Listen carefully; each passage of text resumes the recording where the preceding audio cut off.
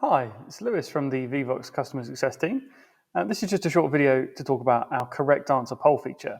So first of all, why might you want to use a correct answer poll? Now, the most typical example of this would be when you're either before a lecture or team training session or team meeting, you want to understand what people already know, how much they know about the product, how much they know about the subject that you're talking about, for example.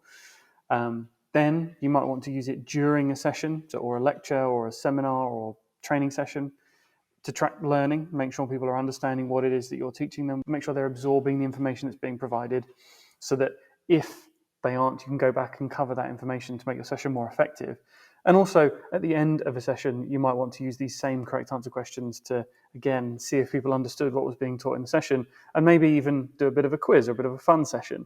Now, we'll go on to quizzing in another one of these videos, but just wanted to show you some examples of the correct answer question. So to create a correct answer question, you need to go to polls, click create new, and you have correct answers in the following poll types. So you have multiple choice, text, numeric, and pin on image. In today's example, we're just going to use a multiple choice poll, but as I say, you can have correct answers in those four types. So I need to put in my question title.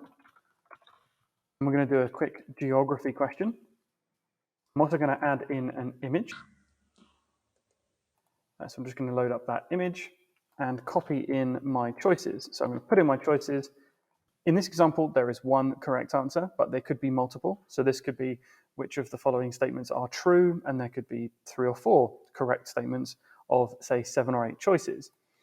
And then I'm going to copy in my explanation as to why that's correct, because it's important to give context to that correct answer so people understand why they may have either got it wrong or right. And then you press create. So that is our poll created.